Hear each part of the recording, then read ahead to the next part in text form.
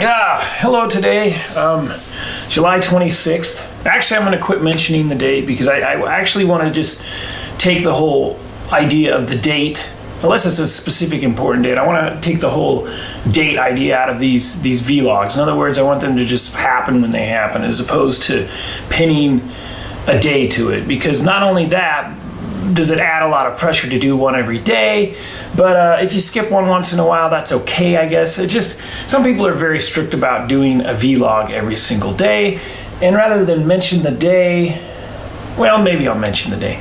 Anyway, today's topic, I wanted to talk about work. Now, I'm not going to tell anybody what my job is or what I do for work, but I can tell you via the description and via my vlog today, and you can maybe in the comments below, maybe you can guess what my job is, guess what I do for a living. That might be kind of fun. But the topic is forced conversation. I have a job where I'm put into situations where I don't have to speak. I don't have to talk. I can run a script, so to speak, and just kind of tell people what's going on with the environment, but it's conducive to, it's recommended that you, through the process of, or through the definition of customer service, talk to people, make eye contact, which I'm pretty decent at, but it's this whole idea of forced conversation. And the forced conversation goes on for anywhere from 40 minutes to an hour, sometimes an hour 20. And I have up to, well, it used to be 9, but now it's up to 7 people right in front of me. And I have to maintain what I'm doing. So I have to kind of keep a little bit coherent to what's going on. But then I also try to make small talk as well. Now, to me, the less personal, the better. If it's non-personal small talk, I actually do pretty well at that. But when it gets into people's personal life or personal, belief system, let's talk about the kids, let's talk about their job, let's talk about their family, let's talk about their hobbies and whatnot. When it crosses that line, I get a little, let me say just a little, it's just uncomfortable for me. Mainly because I can't walk away from it. I think I'd be much better at the forced conversation or just general conversation if I could just kibitz for a few seconds and then kind of walk away from that situation. Kind of a back and forth type of thing. But the problem is with me is being there, locked in, being just forced for 40 minutes or to an hour or whatever, however long it might be. On average, it's about 40 minutes. The idea of the give and take is, I feel like I have a general sense of some stuff, but a gentleman the other day mentioned fishing, and I'm like, oh yeah, fishing, and I mentioned that I went fishing when I was 12 and I caught this little tiny fish and you couldn't really eat it, so I had to throw it back. And to me, this is funny, and it's like I use a tone of sarcasm. I think that's some say it's a weakness, some say it's a weapon, but sarcasm is my best friend, and I kind of keep it there as far as just to accent the light conversation. I don't want to be sarcastic. Sarcasm is not good if it's a serious thing or a serious conversation or something dramatic, but it's just a little spice on just kind of a small talk. It's a small talk with a little tinge of sarcasm, and that's kind of where I'm generally most comfortable. But after I mentioned the fish that I caught, it was a little tiny fish and I couldn't eat it. My uncle made me throw it back, and he got very specific. He's like, oh, what lake was that and that time of year, and started talking about fish hooks and tackle, and I'm like, before I knew it, I was way over my head. I have no idea how to retort or how to carry on a conversation, but I could tell this gentleman was very into fishing. Fishing was like his number one thing, it was very important to him, and boy, he wanted to talk about fishing, and I didn't know where to go with it. And I'm like, yeah, maybe someday I'll go fishing again. But in the back of my head, I'm like, I don't want to go fishing at all. I mean, I don't know, maybe it would be fun. I don't know. It's not like if I had a list of 10 things I'd love to do in the next year, fishing would not be one of them. So So no fishing, but yet I want to try to make conversation. Now again, if I could walk away from this situation, I'd tell them my story about the little fish and about throwing it in when I went fishing with my uncle when I was 12 years old. I could tell that story and then walk away from it. But instead, now, the forced conversation, it could be anywhere from one person up to 7 or 8 people. It just happened to be one person, which for me is almost more uncomfortable because I can't kind of generalize my small talk. It has to be very direct. Like he can't talk to somebody else. I can't talk to somebody else. I can't generalize conversation. It's a one-on-one back and forth. And so I just basically kind of brushed off the whole fishing topic, and he got extremely quiet.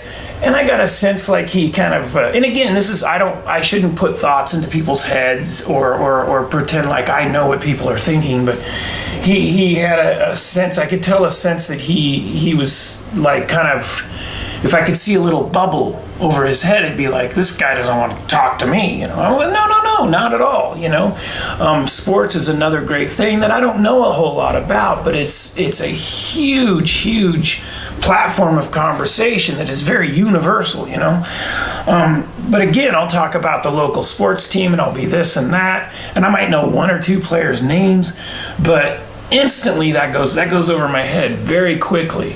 I'm very, very limited on my sports knowledge, but I realize that's a huge platform for conversation.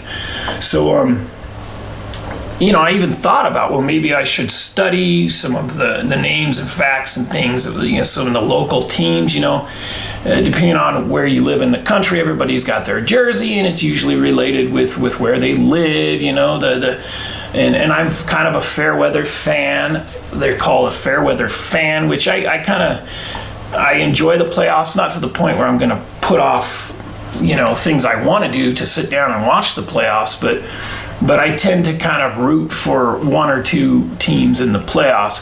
But I'm in no way a sports fan, really. I don't consider myself a sports fan at all. I mean, if it's pouring rain outside and I have nothing to do and the playoffs are on, I might find myself watching it, but there's a million other things I'd rather spend my time doing. But the whole idea here is the forced conversation. And I've always had a huge, it's always caused a lot of discomfort with me. Now, if I keep it real light and I just kind of do my little monologue with a little touch of sarcasm and just kind of ramble on about the reality of what's going on in front of me and just kind of tell people what's kind of going on and kind of not instruct people, but tell people where they're at with the situation. Again, maybe you can figure out what the job is, but I'm not going to tell you because it's not important. But it does involve that whole face-to-face forced conversation that you just can't walk away from. Now, my big fear with conversation is painting myself in a corner. What I mean by that is maybe talking about a subject that I don't know that much about, but maybe in the first couple of sentences of communicating on that subject, I presented myself of having knowledge, and then the person kind of like tests me as if the guy said, hey, yeah, I was doing fishing, and I'd be like, oh yeah, and then I mentioned some big major fish stuff that I had read from a magazine while I was in the dentist office that I just retained that information. Bam, the guy thinks I am defining myself as a fishing expert, and then the conversation gets thicker and I have to basically unmask myself as knowing nothing about fishing. Now that's the fishing subject, and that can go with any other subjects. That, and then of course subjects that are sensitive, politics. I know, but nobody really talks. Once in a while, politics will come up. I'm not a big political conversationalist, and it's just kind of like, hey, let's kind of pass some fire around or something. It's not the best thing to talk about. And then there's something that has happened in the past where the person will be discussing with me a subject that I am very into, that I love talking about that, and I just want to quit what I'm doing. the physical part of what I'm doing and just talk with them very deeply about the subject. And oftentimes I'll get so into that conversation that before you know it, I'm like not focused on what I'm physically there to do, and that can affect my ability to just function because I'm so into the conversation. So in that way, I got to keep that good conversation, or the conversation that I feel like I have something to say about it, at a distance. The other day, the conversation of music or came up, and I was talking with a gentleman about music, and he started talking about production. I'm like, oh yeah, production. We started talking about dynamic range and just really stuff that I'm like, ooh yeah, I love talking about this stuff, you know. And I found myself getting so into the conversation that I wasn't physically doing my job, and so I had to pull back a little bit. And we had a nice loose conversation, and it was much better than fishing, you know.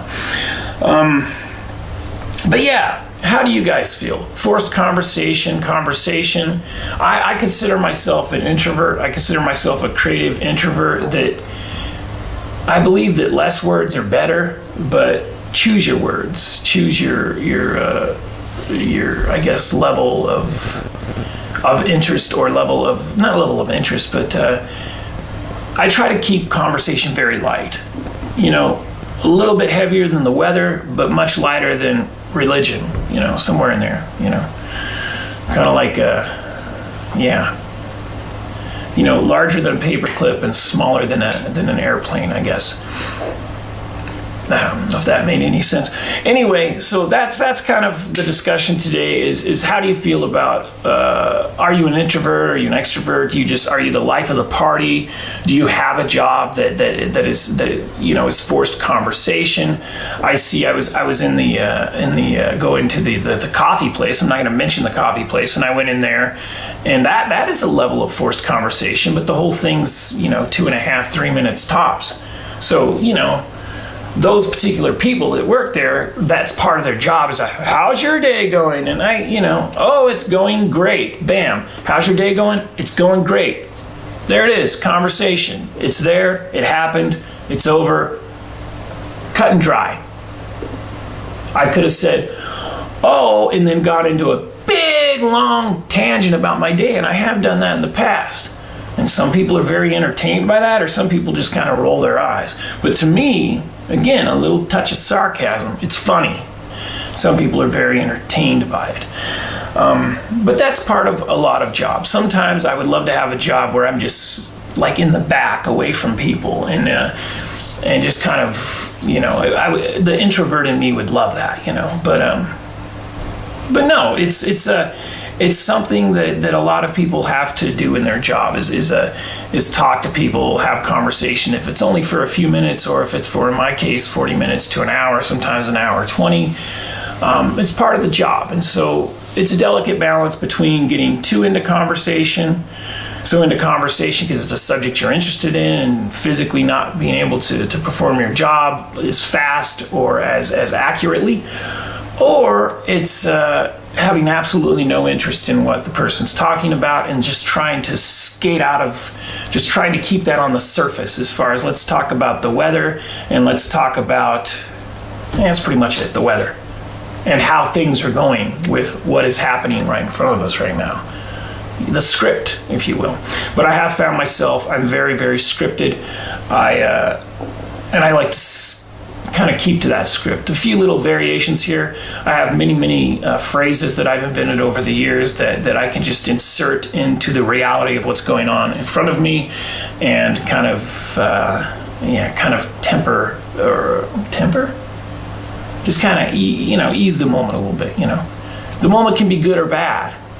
And so for me, I just come up with I've memorized phrases over the years that I can kind of insert into that moment to kind of lighten the mood. Some people are very upset. What I do makes some people very, very grumpy and uneasy and pissed at the world. But they're not handcuffed. They don't have to be there. Anyway, have fun. try to figure out what the job is. Comment, leave a comment below, give a thumbs up. Please subscribe to the vlog. I'm going to try to do one every day, but like I say, I'm not going to define the vlog with a date. I mean, I'm going to, but eventually I'm going to phase that out so I can just do the vlogs when I want to.